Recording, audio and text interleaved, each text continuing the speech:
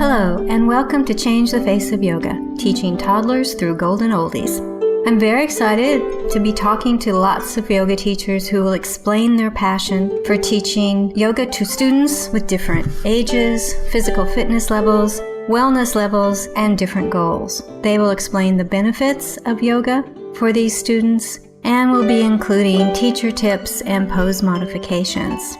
I am Stephanie Cunningham of Yoga Lightness, and I've been teaching over 50s for 10 years. So this area is my passion and the passion of many other yoga teachers that you will be listening to in this series. Thank you so much for listening, and let's get started.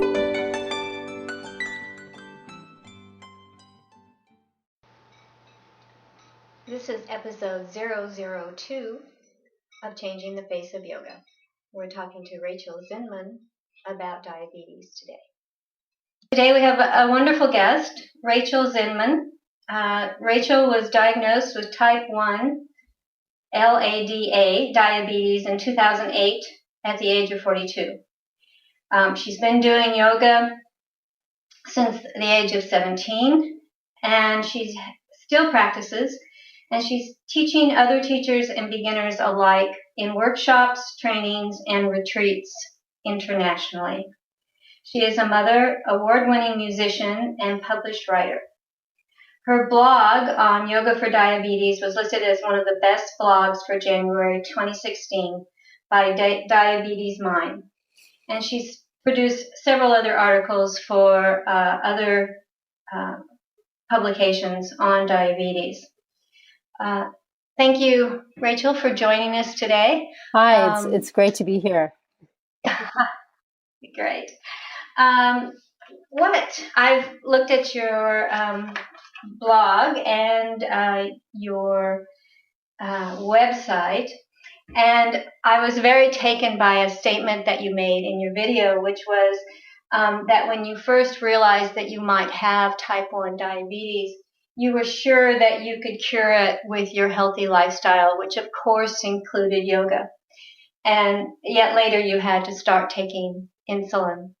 And I do something similar. I'm sure that yoga is going to stop me from having all the awful things that happen when you age. And I found that it doesn't.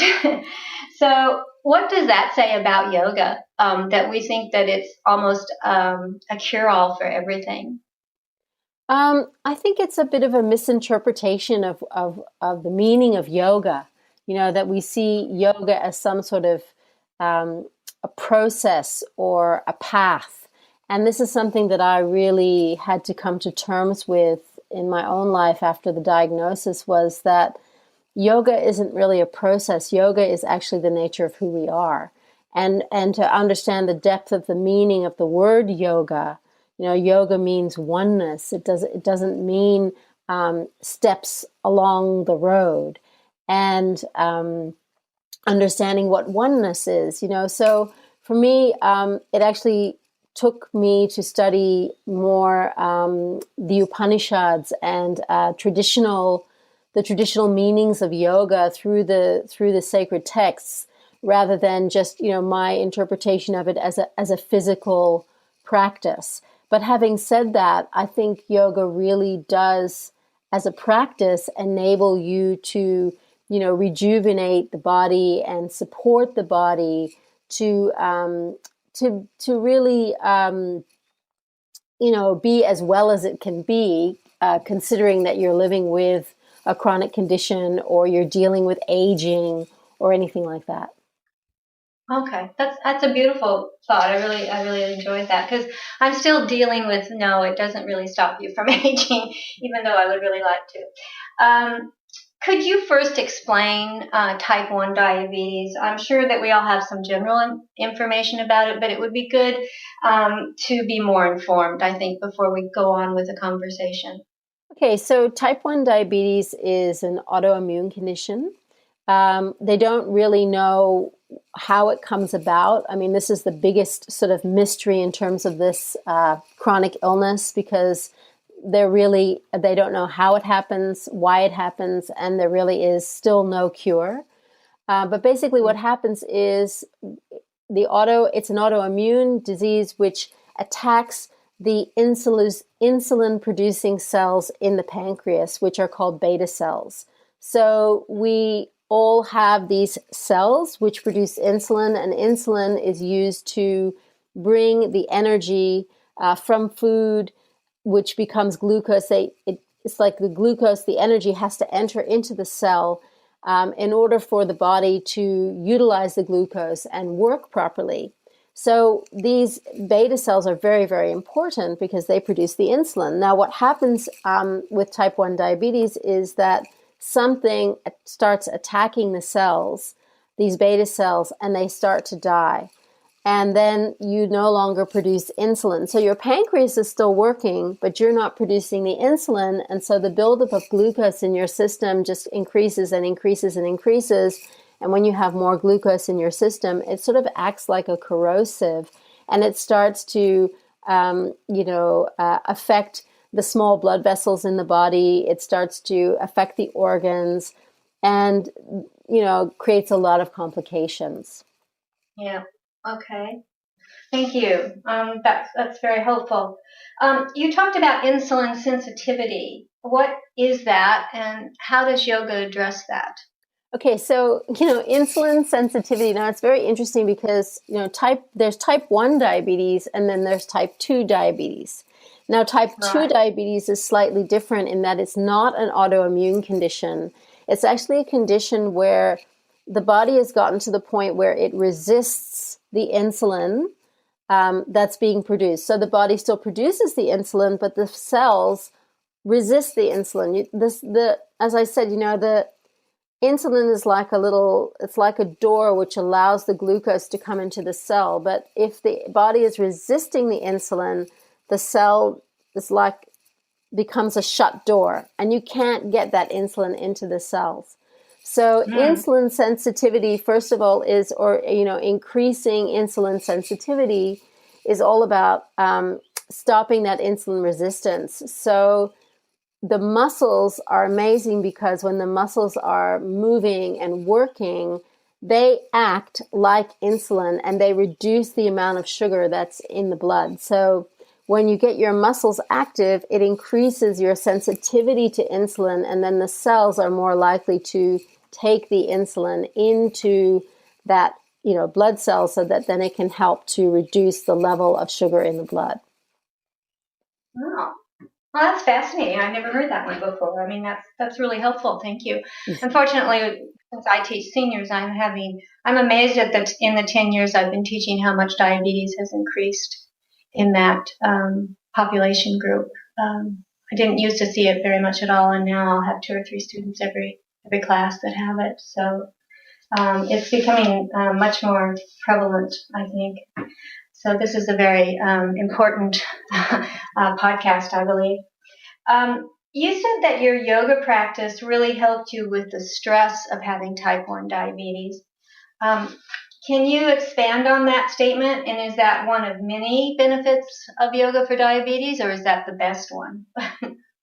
Oh gosh, there's so many benefits. I mean, like I said, insulin sensitivity, increasing your sensitivity to insulin is a benefit.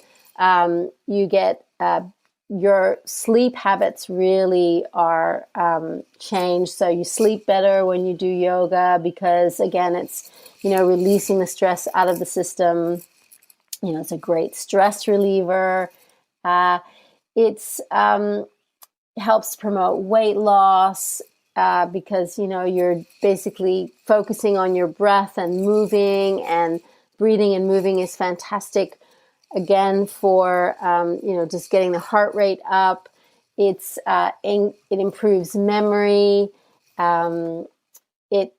It just increases your flexibility and your strength. I think just exercise in general is just so good for you.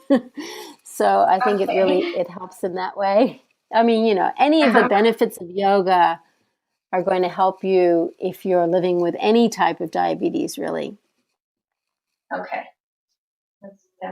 I watched the video of one of your students, and I thought it's a really fascinating thing what you're doing, which is that you're working with people who have diabetes, and this individual had type 1, so I don't know if you're working with both, with people who have the other type, but she had type 1, and you actually worked with her one-on-one to really uh, create a practice that was really good for her, given her diabetes, but given who she, what kind of body she had and all of that.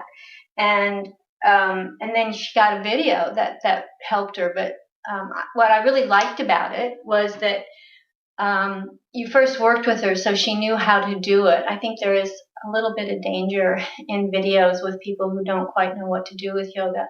So I was very impressed that you did that as a two-step process. Is that she seemed very, very happy with it. Are there other students that you have that you can tell us about? Yeah, I mean, it was a trial that I did because, I am actually just a yoga teacher and I don't normally work, well, I haven't worked just with people who live with diabetes. I mean, I've worked with people for years, just training them to be teachers and also working one-on-one. That was something that I did in New York. I was a private yoga teacher for 5 years, just running all over the city, teaching people. But this was a very specific process that I did, and I worked with 3 or 4 people. Actually, I only worked at that time with type 1, and I started with a questionnaire. The questionnaire was asking them about, how are they coping, managing with their diabetes, what is their emotional relationship to their diabetes, how would they like to improve their relationship. It was a very extensive, sort of personal questionnaire. And then we went through an Ayurvedic questionnaire to determine the type of constitution that they had, were they, did, what kind of sort of emotional habits, mental habits, physical habits, and then just looking at body type. And then once I'd done that, I sort of thought, okay, I want to create a sequence for them. So then I recorded the sequence, and then we met and we went through the sequence. But we didn't just go through the sequence once together. I met with them every week for weeks and weeks and weeks. So they would meet with me and we'd sort of tweak the practice and go through the practice. And then they'd have the sequence on video and say they could do it at home. But what was essential was for me to really make sure that they were physically aligned and that they were safe doing the practice. So I worked with someone who was a little bit, maybe bigger in bones and so, a stronger type. And so that person had a very sort of much more vigorous practice with back bends. Then I worked with someone who was actually dealing a lot with very high blood sugar levels, who wasn't on insulin, who needed a more calming, more restorative practice. And for her, we added a very specific meditation, a very specific breathing practice to kind of slow her down and calm her down and get her more relaxed. And that was, really beneficial to her. I also worked with a guy who, had a lot of physical strength, but he was dealing with a lot of unstable blood sugars. They were sort of, he would drop really low in the middle of the class, or he would, go really high. And that was the other reason why it was really important to work with him one-on-one and not just through an online sort of story, because, I needed to be right there to help him, or to say, hey, let's check your blood sugar. Let's make sure it's still okay. And then he, have to have a juice or something like that to bring his blood sugar back up. So I think when you're working with people with diabetes, it is important to be physically with them. Also, just touch is so important, and adjusting and just making sure that they're safe, because it's very calming. I think you can do the online thing, and I do it, but I want to have a connection with the person first. Yeah, I totally agree with you on that. I think it's really important to have that connection first, especially although I haven't had anyone that had any problems in my class who had diabetes, but I would I would certainly feel very nervous if I were trying to teach older people just on a video. I think that's a very difficult thing to do, and I really admire that you put so much effort and time into developing these very unique practices for each person. I think that's that's really admirable because I'm sure it took a lot of time and effort, Yeah. but really great. It was actually a lot of fun. I just want to say that, I think yoga teaching is a really fun thing to do. And, it's if you love it and it's a total joy, you don't mind putting in the time, Yeah, I agree. Like I said the other day on a podcast where I was the guest, that yoga people are good people. That's just what they are. You touched on this, and I just thought we'd explore it a bit more. You said that there are sleep issues with diabetes. Often, probably not everyone, but could you explain that and what you've been doing with yoga to help with that? So, I think depending on the type of diabetes you have, but I think this is something that just comes up is, especially if you're dealing with unstable blood sugars, you're either up at night because, you're going into a low, your pump is going off. A lot of people use pumps to deliver the insulin. You can over deliver the insulin, you can under deliver the insulin. You might have, there's just a lot of stress associated with it. So sleeping through the night is not necessarily a given. And you might wake up sometimes you might have overdosed too much, taken too much insulin. So you've got to stay up and eat, or you can be woken up at 3 a.m. and have, your pump goes off and it's like you're on a low and you've got to get up and eat, and drink some juice or take some glucose tabs, or you've got to eat. And often there's a bit of a joke that people end up, freaking out and eating the whole fridge and things like that. So that's something that happens. But just in general, it's not easy. And also, if you're older, you might be going through something like menopause that really affects your blood glucose levels as well. So they can be very up and down, and you can be waking up all night with that.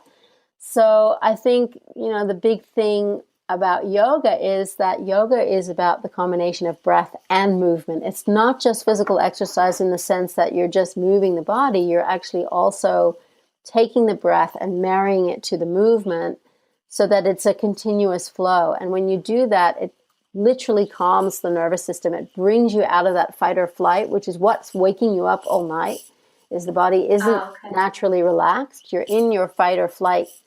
They say that we're supposed to spend 80% of our time in the relaxed part of our nervous system, the parasympathetic nervous system, and we're supposed to spend 20% in fight or flight so that we have all the energy available to us that we need if a tiger is chasing us or if we need to get out of a stressful situation. But of course, in our modern day society, with all the stress that's placed on us physically, environmentally, emotionally, we spend 80% of the time in our fight or flight.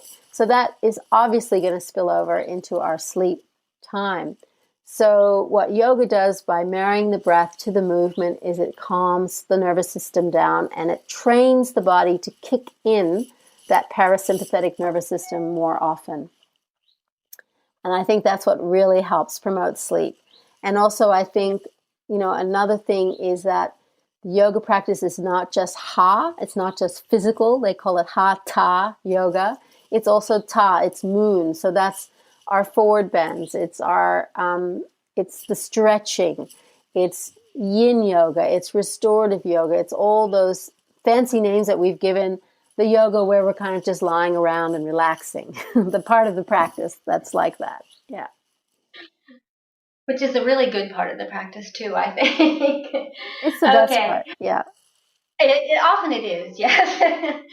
um, so what kind? I watched your videos, and I recommend that everybody watch them just because they're absolutely beautiful. Of you doing, I believe it was yoga for legs, and they were absolutely gorgeous. You moved so beautifully. But what are those the kinds of movements that you would be giving to someone who had diabetes to help them um, move the muscles and so that the little cells are more open or to the glucose? Yeah, it so depends on the person. And of course, that practice that you watched, it's a quite a strong advanced practice. So not everybody could do that. Yeah, And I noticed um, that. Yeah. I have to be honest, and often, when I'm sharing a little video like that on Facebook or, on my blog or whatever, it's a little bit like, okay, it's a challenge. It's like a teaser, like, okay, this would be great if you had that flexibility. But someone wrote to me straight away and said, look, I can't do that. And I was like, yeah, no, I know, and so I think there's some very simple things you can do to really keep that strength, to work the legs. And one of them is a basic posture, Virabhadrasana 2, Warrior 2. You can do things like chair at the wall. I think I actually did that in the sequence. You can do things like just pulling up your leg so that your heel touches your buttocks and you're stretching the front of your thigh muscle. And then you're just straightening your leg and lifting your leg out in front of you so that you're, working the thigh muscle. So stretching and strengthening. And you can even do some of those things lying down, like drawing one, knee in towards you and hugging the shin and then straightening the leg. Or you can bicycle the legs. There's just so many things that you can do simply lying down or seated in a chair that will also work those thigh muscles.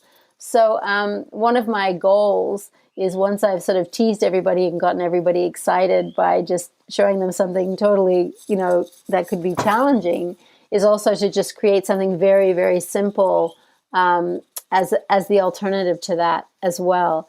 And it all comes down to time, when it comes to doing stuff that people can see online, is that it takes time to record those things and put it all together so it sort of looks, palatable.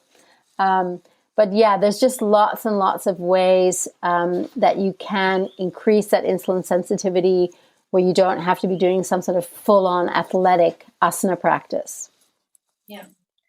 Okay. Well, I can understand that, because one of the things that I always do is I work on the quads, the thighs, because those are your independence muscles when you're older, and those are the ones that allow you to get up and down from sitting in the toilet and out of bed.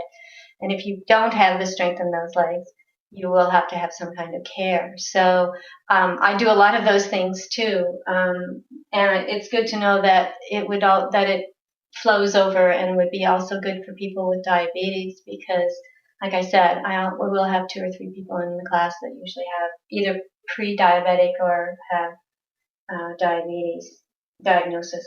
Yeah, no, And it's thank you for giving those asanas, those poses that would be good for people with diabetes. I think there will probably be some people listening who have diabetes and will be really interested in the kinds of things that they could do. Do you you said that you do workshops and trainings internationally. Do you have workshops on how to teach people, how to teach teachers about diabetes, or are those workshops on something else? Well, this is my plan, is to eventually be able to, share with yoga teachers how to support people who are living with diabetes.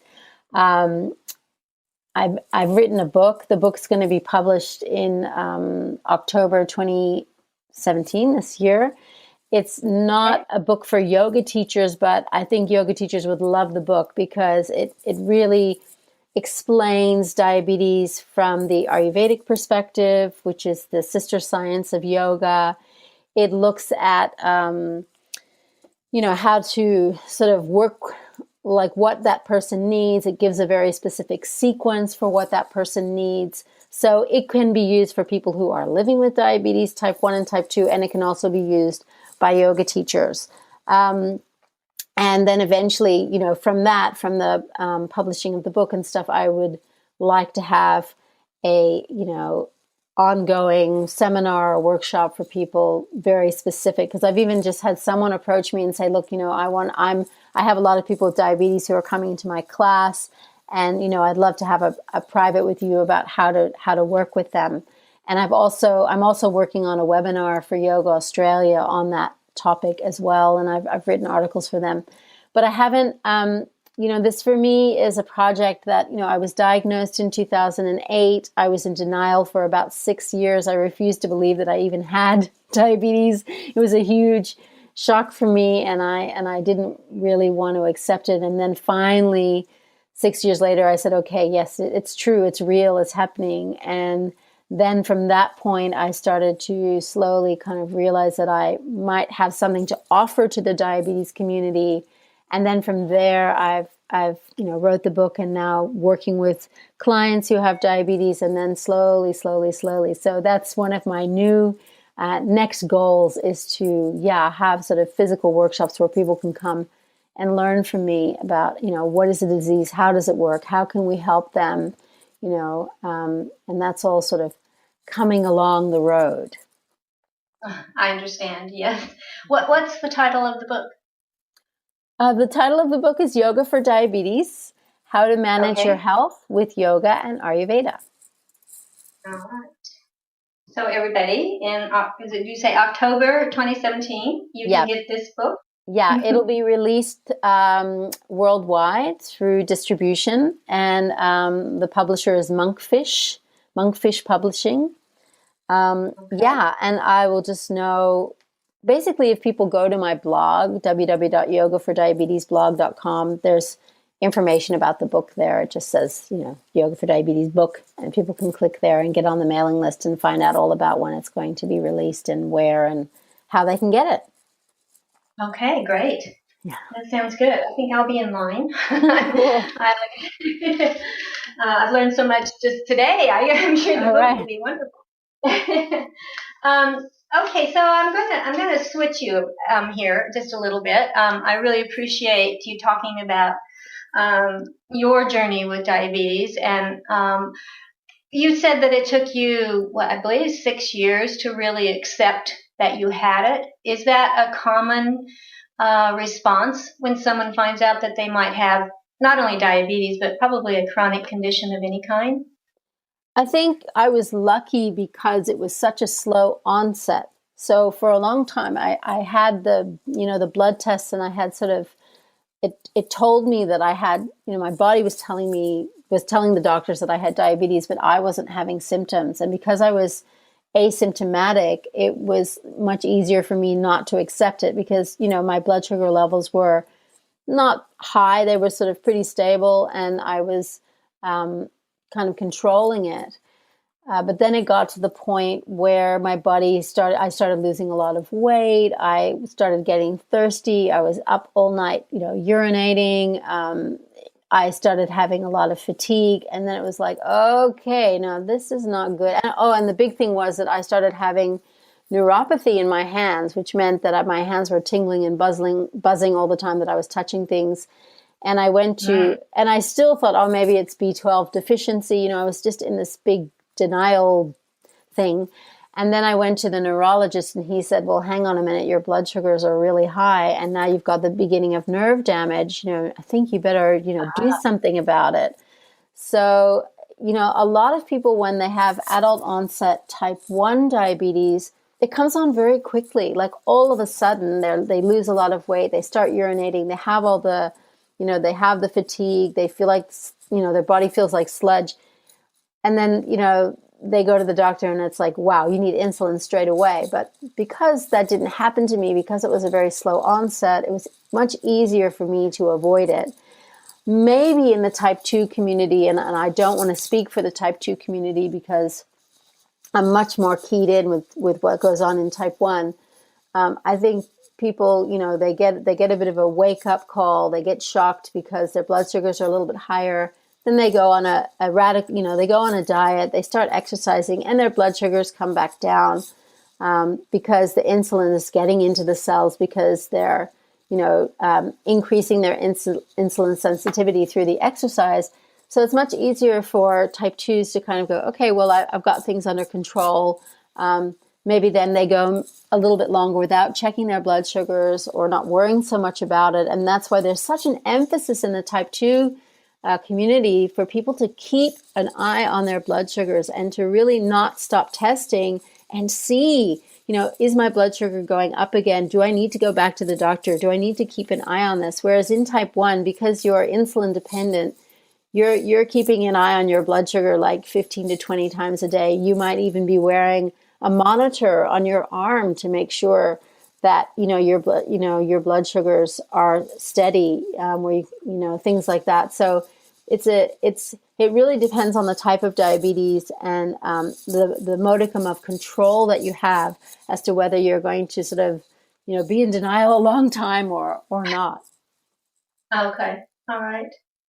Well, I can understand that, though. If you really don't have symptoms, it's kind of hard to believe it's just a test that's telling you that. Great. Okay, so I just want to reiterate that. If you want to explore any of the things that we've talked about today with Rachel, you go to www.rachelzinmanyoga.com or her blog at www.yogafordiabetesblog, that's all one word, .com. And she's also on Facebook. So we'd certainly like, if you have any questions or you'd like to explore anything else, please go to those places for some more information. I really want to thank you, Rachel. You've been a great guest, very open and very helpful, and I'm sure a lot of people will, including myself, have learned a lot from hearing you today. So thank you so much. Thanks so much. It's been really fun to be here. Thank you. Good, I'm glad. All right. Thank you so much for that wonderful interview. Now for the listeners. To be part of Changing the Face of Yoga, teaching toddlers through golden oldies, please take a picture of yourself doing your favorite yoga pose and email it to ctfoy@yogalikeness, all one word, .com.au. That is ctfoy@yogalikeness.com.au with your first or full name. I will upload it to the Instagram folder, Changing the Face of Yoga, so we will have an album of the spectrum of students who represent the face of yoga. Please download and review this podcast and tell your friends who might be interested. Thank you, and let's get together next week.